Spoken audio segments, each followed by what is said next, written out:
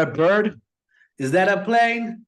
It's Mr. Adam, the eagle, legal eagle from Budapest. How you doing, buddy?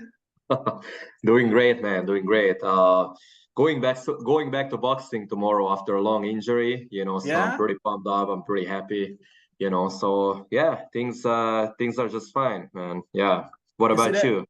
Thanks for asking, buddy. I'm doing great. Is it like a boxing session or a sparring or what is it? Like a class Well, or? I'm going for like a personal training tomorrow, so like just me and the trainer, like one-on-one, kind of like just yeah, like get the movement right again, just get like, everything. I kind of want to get back into the rhythm, and then so maybe a couple of like personal trainings first and then start with the normal classes again, like group classes. So yeah, that's kind of the plan. It's always risky when you go back from an injury, you start sparring with like regular people and, you get overexcited, they get overexcited, there's always like this kind of a, like what's the pace, what's the tempo, how to adjust, and you cannot always trust. And when you're fighting these open classes or training these open classes, a lot of these people that are attending these classes, they don't have the skills, right? So they do like a lot of unorthodox movements and they do something really funny. So the chance of getting injured is pretty high.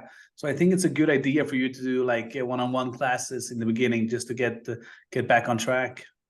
Yeah, for sure. I agree. I mean, it's a lot of beginners, obviously, in every sport. Like, unfortunately, in martial arts, it's a dangerous thing to be a beginner, right? Even in jiu-jitsu. I mean, if I would do jiu-jitsu again, I would try to never like roll with a white belt, because it's just way higher chance that a white belt injures you than a black belt, right? Unless the black belt wants to injure you. So.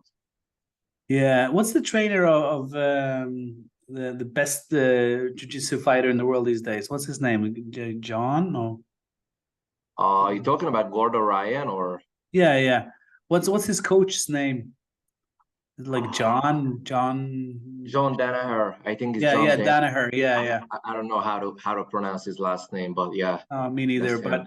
But this guy's fantastic. He's a true student of war, and what he says, Mhm. like you should practice with people beneath your level. In jiu-jitsu, so you're able to practice your submissions, your positioning game, your transitionings, all this kind of stuff.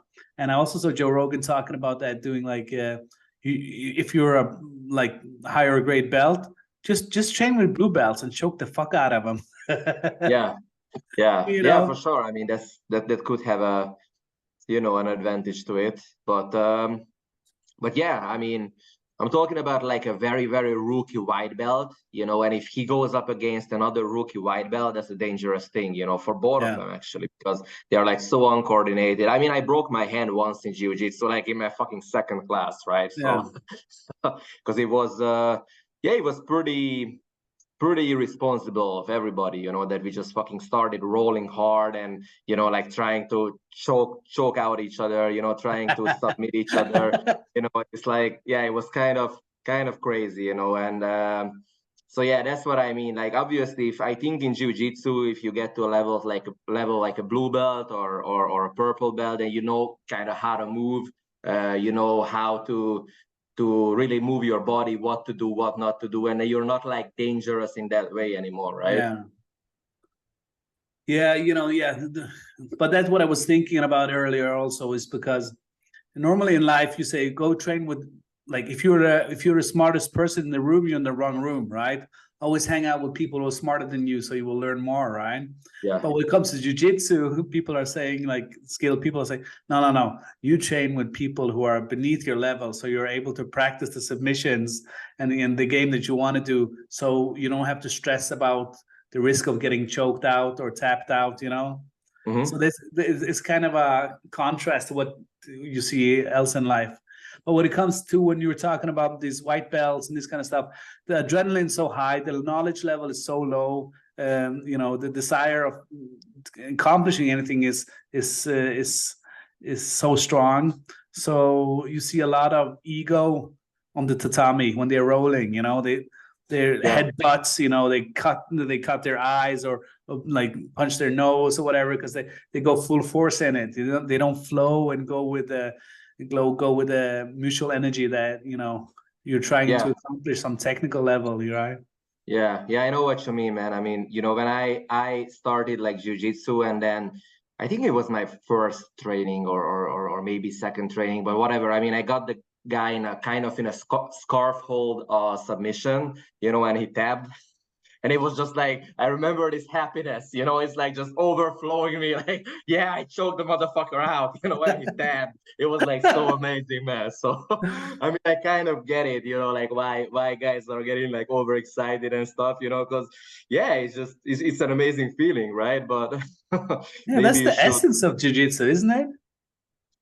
Yeah, I guess so. But I mean, I think it's more to it because, you know, I remember, so after the injury, I went back to train jiu-jitsu again, and I rolled with a guy who was like fucking 30 kilos more than me or something, you know, and I'm not small either. I was like maybe around 90, you know, the guy is like 120, just a big motherfucker, right? And so I remember like him being on top of me, you know, and he didn't know jiu-jitsu, you know, like he was a white belt, but just like fucking laying down on me and like smothering me, you know, and I was like, okay, I shouldn't tap, you know, and it's like kind of you get comfortable being in an uncomfortable situation, you know, and it was very weird because I remember that at that period, like I felt just generally more relaxed, you know, because it was like, okay, if I didn't tap like this big fucking bear being on my fucking neck, you know, if I'm not tapping to that, you know, then I'm not gonna tap to anything else. You know, I'm not gonna get stressed out about anything else, right?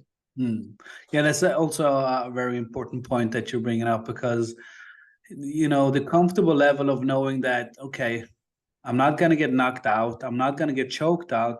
You know, it's just very, very uncomfortable. I don't get to breathe too much, but I'm able to breathe.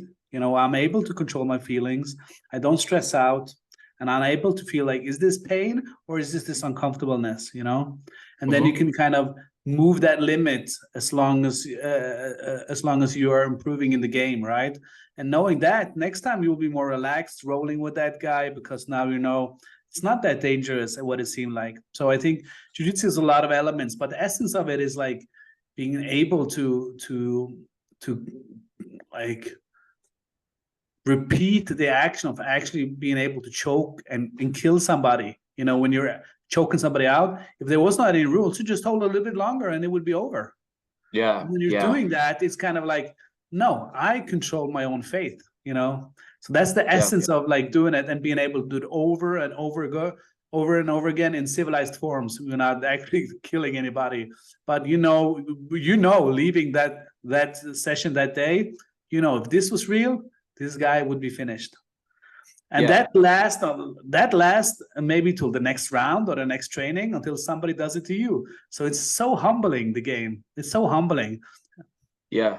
I know. I mean, I kind of managed to actually avoid a bad experience with that because I read a lot about it, you know, like how humbling it will be, you know, like there's gonna be like a fat guy, you know, who taps you out, or there might be even a girl who taps you out, right? And then it's gonna be like so fucking humbling. So yeah, when I did jiu-jitsu, I always went with this mindset that, you know, it might be like I don't know, like a fucking, you know, nerd or someone who's gonna tap me out today. And, you know, I went with that mindset, and like, yeah, my ego kind of didn't get hurt because I just had that mindset. But yeah, it's an interesting experience for sure. And I believe, yeah, if you're like a bodybuilder or something, and you know, you just go there and think that, yeah, like I'm fucking having more muscle than these guys, and you know, so I'm gonna beat the shit out of them, and then you get tapped out by some fucking nerd who weighs like, I don't know, 120 pounds, you know, then it's gonna be like, yeah, very humbling experience. So yeah.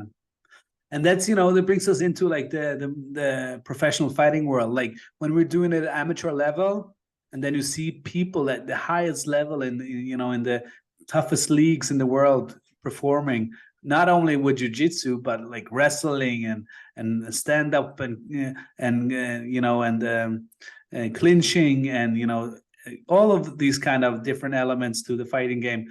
You get so much respect for it, huh? yeah, definitely. I mean, I always say that, you know, everybody who steps in a boxing ring or in a cage or something, you know, they deserve respect, right? Because Yeah. at the end of the day, like you're risking your life, you know, because if something goes very wrong, you know, then you can die. So yeah, it deserves respect, absolutely. I love the way you said that. Everyone who steps into the ring or the octagon, they will have our respect. You know, that's Yeah, regardless. Yeah, doesn't matter. yeah, yeah, most definitely, most So when we're definitely. I talking mean, about the professional world, what's going on there? You had some fights that you want to talk about? oh yeah, you know, it's coming up this Saturday. I'm pretty excited about that. To be very honest, I mean, only the main event, you know, the Arman Sarukian against Benil Dariush. Where are It's these gonna guys be from? pretty interesting. It's a lightweight fight, right? And they're both ranked pretty high in the division. Um, I'm gonna be really curious to see because I think on paper Sarukian has the advantage, right? Because he's just the better striker. Grappling, I would say, is like pretty even. Jiu-Jitsu of Dariush is a bit better because he's like a very high-level black belt. But I just rewatched actually the fight between Arman Sarukian and Islam Makhachev. Like they fought a couple of years back in the UFC, and that was like Arman Sarukian's first fight. And you know, he even took Makhachev down. The guy was like 22 and he took Makhachev down. And then they were like doing like a lot of scrambles on the ground and stuff. Uh, so that's pretty impressive to me that he was able to do it to Islam Makhachev, who's like one of the best wrestlers in the UFC today, one of the best grapplers. And eventually Islam wore him out with his wrestling and you know, just won a unanimous decision. But you know, Sarukian showed that his grappling is no joke and his stand-up is great as well. So I think he should win that fight. Um, unless he gets, you know, maybe caught in a submission on the ground or maybe gets knocked out, but I don't really see that happening. So yeah, my guess is Sarukian probably by a TKO. Where are these guys from? Sarukian is from Armenia, and Dariush he's originally from Iran, but I think now he's a U.S. citizen. So He's yeah, I fighting think in he's the US. representing. I don't know which country he's representing, but yeah. So he's American now. I know that. He's probably fighting out of an American gym, so probably fighting out of America, you know, from the States. Yeah, yeah, I believe so. Yeah. If anybody's watching here, just put a comment down below the video and like if you know where these guys are fighting from and which kind of clubs, just let us know. We would love to know more about these fighters. Yeah. Okay, so you're thinking like it's gonna be a submission, or you think it's gonna be a full round fight, all Well, round? I think Sarukian is gonna get a TKO. You know, Yeah. that's my prediction. Like I don't think that Sarukian is gonna submit Dariush, right? Because he's like a very high level black belt. It could happen the other way around that Dariush just catches him with like a triangle after a takedown or something. But yeah, I don't really see that happening either because if Islam Makhachev was not able to submit Sarukian, right, and he also fought Mateusz Gamrot, that Polish guy, he's also a black belt, so he was not able to submit him either. So I don't think that Dariush is gonna submit him, and I think the difference is gonna be in the stand-up, which is where Sarukian is better, and I think he's just gonna catch him with something like Charles Oliveira did, and it's gonna be a TKO.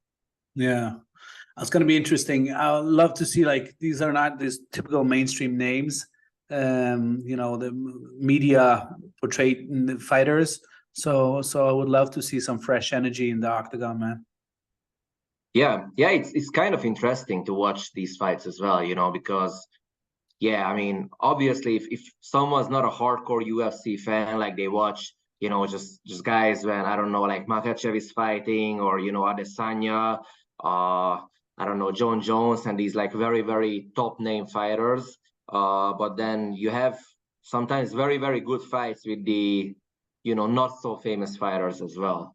Yeah, of course, and sometimes maybe even better. You know, a lot of these title Yeah. fights, don't live up to the expectations. So So when you don't not prepared to see a proper war, and then it happens, wow, they can be very, very, very entertaining to see. Did you see that clip going viral on Instagram about Islam Makhachev, like in his warm up, just kind of challenging his coach a little bit? Oh, I think I didn't see that. No, what Oh. happened there? So it's the father of Khabib, Yeah. and him and Islam are standing on like in the warm up area, and he kind of challenged his father or his coach to get a wrestling grip around the back, right? So the father established his grip, and then he established, and he takes Islam down, and you see the panic in Islam's eyes when he sees he not able to hold it back. So the old silverback gorilla just showed his skills, Yeah, So that was yeah, kind of cool to yeah. see. I mean, I think Habib's father was like yeah, definitely a tough man. I mean, he was also like a wrestler like Habib, and he was a big man, right? So Yeah, and he yeah, has, I can imagine, from it's not a nice feeling to get stuck under him. So no, this guy is very skillful for sure, and he has a lot of wrestling matches from Russia or Dagestan, earlier yeah, in his amateur career, so there's not a lot of national championships that he has obtained as an active wrestler himself, the father of Khabib. But yeah, that's was kind of a cool thing to kind of reflect about. Another thing that I think about is UFC 300. Have you heard anything about that? I mean, I've heard some rumors, right? Like some crazy rumors going around, but nothing specific yet, I think. So, what do you know? Do you know anything like specific or just rumors? I have rumors, but I also when like Theo Vaughn, he has this podcast, and he had Dana White on here, and he had some talks about like what's the future. But looking back, it's in 2024 will be the 30-year anniversary of the UFC. So that's Right. that's and they will have the UFC 300. Yeah. So there's been talks about booking the venue in Las Vegas on east side of the Las Vegas Strip, the Sphere. Have you heard about that location? Is it not the MGM Grand? No, Like no, no. The the Sphere. They're talking about the Sphere. So this is like oh a globe, like with incredible projector ability. So you can like the whole globe is just projected with video, right? From wow, inside okay. outside, right? They see over 20,000, I guess, or something approximately around that, plus minus. And the location is going to be incredible. The UFC fight card. They're talking about Connor. They're talking about Islam. They're talking about everybody. They talked about matching up with Francis Ngannou and John Jones. They have the ridiculous fight where Islam is challenging Brook Lesnar. Like the rumors are just like going crazy all over internet about this kind of event. Yeah, I've heard like Deontay Wilder challenging Brock Lesnar as well. I'm not sure if it's true or it's just some made up shit, but yeah, I mean it's all kind of crazy stuff. Yeah. I remember Islam was challenging Brook Lesnar. He like because DC has been training the guys, Khabib and Islam, and then I think he was commentating one of the fights or something like this, and when Islam was fighting, and then he like called out Brook Lesnar. So Yeah, I remember that. I remember yeah, that. That was funny. Yeah, that was and now funny. people have Obviously, been cutting he these. was not serious about that, but yeah. No, I no, no, mean, no. Come on, man. It's crazy. They're talking about yeah, bringing GSP back, Khabib back. They're like yeah. talking about Elon Musk fighting. What's his Facebook guy? Mark Zuckerberg, right? Mark Zuckerberg. Like Yeah. doing all of these kind of crazy stuff. And I Yeah, think, that's actually like I've heard about that. Like they are being like somewhat serious about that, or maybe they are just doing it for the publicity. I don't know. But yeah, they actually been talking about like fighting each other, yeah, which is kind of crazy. But I think like Mark Zuckerberg would win that fight, right? Because he's been training jiu-jitsu, he's been training also with Adesanya and Volkanovski, right? And he's much younger than Elon Musk, and yeah, like generally, I mean, Elon Musk doesn't look like a trained person, you know. That's the only advantage on his side could be his size, right? Because he's much bigger than Zuckerberg. But yeah, let's get back to the MMA topic because we're talking about like some non-fighters right now. No, but it's interesting. It's interesting. No, it's. I think it's cool that we're talking about these things too, because first off, I like to zoom out, look at the big picture. Like, do we really want to shine them in that kind of a light? These entrepreneurs, these game changers, these kind of inventors of modern technology, and you know, that are like shaping our everyday life. Do we want to see them fighting in a cage? Is that what we have come to in this world? You know, so this. I mean, I would fucking love that, man. Yeah, but I think it's kind of entertainment for all costs. You know, there's some things that we shouldn't like. Okay, if you want to see the Pope fighting the Cardinal in the Vatican City, you know, not everything is entertaining to watch as a fight. You know, I think these gentlemen deserve to be getting publicity, getting attention, getting acknowledgement for their performances in their respective fields, not necessarily in a primitive fight where they are not as skilled as the level that we're used to seeing. So that's the main part of it. And when it comes down to it, if there was a matchup, you know, Elon Musk, he has some background in Kyushinkai karate, and oh really? Yeah, I didn't know that. Yeah, and he grew up getting bullied and fighting a lot in South Africa. You know, so he got picked upon a lot, so he had to fight many times. You know, but when it comes down to it, I think also Mark Zuckerberg, just based on the you know, his age and his preparations and his, you know, his stamina, you know, I think overall, I think he's just better prepared to handle a fight. Yeah. But then again, I mean, if they would take the preparation seriously, like both of them, like Elon Musk would, let's say, take a year off from like all the SpaceX and, you know, Tesla and all that kind of stuff, and would just focus on training for 1 year, you know, with the best trainers in the world. Yeah, it would be really interesting to see the fight, because then again, like, you know, Elon Musk would have his massive size advantage over Zuckerberg. So, you know, it would be an interesting thing to see. Yeah, how it goes down. I wouldn't encourage the fight to happen, because what if something should happen in the fight and somebody gets injured? What happens to, you know, I'm more of a fan of Elon Musk and the kind of performance that he does with, you know, SpaceX, you know, with Neuralink especially, but also with Tesla as a car, and, you know, the car industry in a total, and you know, the AI. I think the work that Elon is like, if we should be robbed of his contributions to the world just because we wanted to see an entertaining fight between two of the moguls of the modern technology, I think it's a waste of energy. Yeah, I mean, you know, I'm saying that I would love to see the fight, but obviously I would hope that Elon wouldn't get hurt that much, you know. Because yeah, like you're saying it right, you know, the guy is a fucking genius. Yeah, I mean, the guy is like a modern Da Vinci, right? Because he's just like an expert in like so many fields, and you know, like it's nobody ever did it in the modern era. I think, you know, he discovered PayPal, right? Tesla, fucking SpaceX, you know, it's like a lot of different stuff and different fields what he's doing, like also his contribution to the AI. Yeah, so yeah, the guy's a genius, and yeah, obviously I wouldn't want him to get hurt, but I would still love to see that fight. Yeah, you know, it's like in old ancient Rome, in the Colosseum, when there was too much riot energy in the population, where people are dissatisfied, they threw on some fights to you know, to distract the crowds of the public, you know.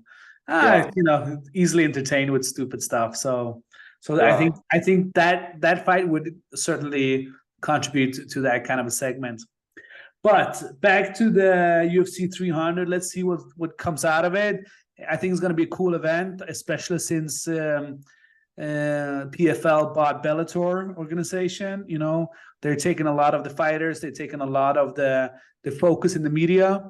So I think UFC is feeling that somebody's breathing in their neck. You know, they got some real competition now there because the two organizations aligned and more focused. So there's going to be a lot more things coming in 2024 in the PFL, I guess. So I think that puts pressure on the UFC 300 as well. Yeah, and I like just one comment on that. Like, there is this guy called Impa Kasanganay.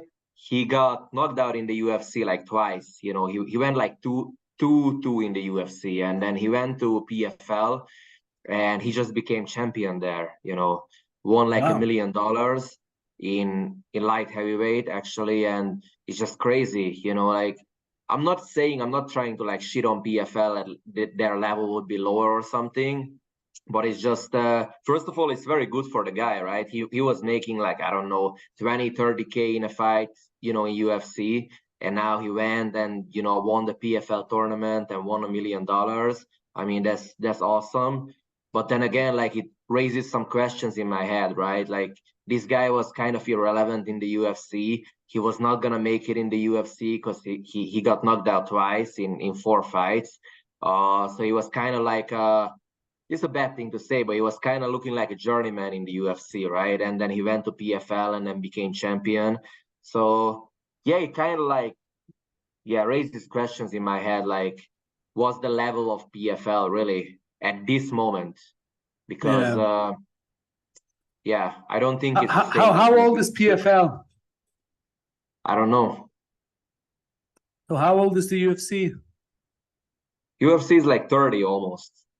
So let's give it some time, huh?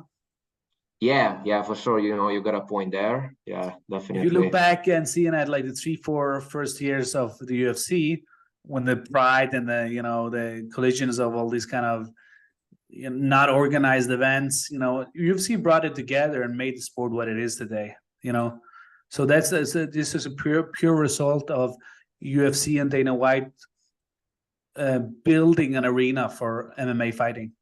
And that paved the way for PFL, for Bellator, for Cage Warriors to make that more mainstream and more acceptable. So I have no if PFL has the proper financial structure and they're, you know, sustainable, I think PFL will only be a positive contribution. So in the beginning, don't worry too much about the level. I think that will build the way up. But sometimes I would just wonder, look at this, for example, if you compare it to another kind of arena, do you think a fantastic singer with a beautiful voice, incredible, powerful, and beautiful voice, do you think that person would choose to be a rapper? I mean, most likely not, right? So my point here is, like, if you are a rapper, would you be a rapper if you were an amazing singer? I mean, if I could sing good, you know, I would probably sing instead of rap, you know.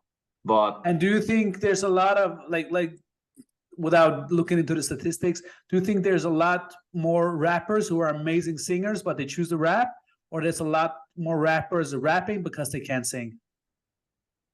But I think there's a lot more, you know, rappers who rap because they can't sing. So it's just a form of expression in music because they don't have the ability to sing, but they found another thing that they could practice on and just improve and become really good rappers? Yeah, I don't know about the ability to sing because, you know, that could be like developed also. But yeah, I mean, yeah, I think most of the rappers I'm talking about, like, you know, very, very large numbers, maybe 99.9%, they cannot sing good, you know, and that's why they rap, you know. So let's transfer that. Let's transfer that over to what we're talking about, fighting. So you think if these fighters that we have now, if they had the ability to sing or to rap or to do any other in a super high level, would they still choose to fight? I mean, maybe some of them would, you know. Maybe some of them. I'm talking about the majority, the same way. Majority probably not, you know. Majority probably not. So zooming out, why is this relevant? Because if you're looking at the different fight organization like PFL, Bellator, Cage Warriors, all these kind of stuffs, right? And UFC at the top, and maybe you won championships. It's like the career path of a fighter is so short, and you have just millimeters and of chance of making it, and to get like on a proper card, to get some exposure, to create your persona, to create your name. So I think it's really difficult. So I think based on the majority of the people that would choose something else if they had another super good skill, they don't want to be here. So in that, pay the guys. They don't fight. You don't live to fight. You fight to live, right? Yeah. So based on that, you have some animals out there like John Jones. He was born for this stuff. He was born. You cannot give him any amount of money, anything. He doesn't care. He needs a place to. Like also Sean Strickland. Sean Strickland talked about this in an interview. Like, he loves fucking fighting because he can legally hurt people, without going to jail. And he said it like he was so fucking insane at one point that he would walk down the street with a rock in his fucking pocket, like waiting for someone to like make a comment on him or something and then fucking kill the person. And he has like fucking murder in his mind, he's thinking about like killing someone all the time. The guy's just fucking insane, right? So I think that, this guy, like you could probably give him like $100 million, and he would say no to that and stick with fighting, because if he gets the $100 million but cannot fight, then he will go to prison. It's so funny that you say that, because on Get Down Fight Talk Instagram channel, I just posted one of our there was like a story I posted a couple of days ago. And it was like Sean Strickland on a surveillance camera in his house where somebody was just trespassing his property. And Sean Strickland shows up with a gun outside, right? Yeah. And this video just went viral. You know what happened yesterday? What? The national news channel in Norway are posting that same video on the national news, the TV2 channel. Wow. Like, look at this American fighter. Yeah. Oh, okay, so it's because like it's Sean Strickland. That's why they are posting it in Norway. Okay, yeah. So Sean Strickland made mainstream media. Was that? Sean Strickland made mainstream media here in Norway.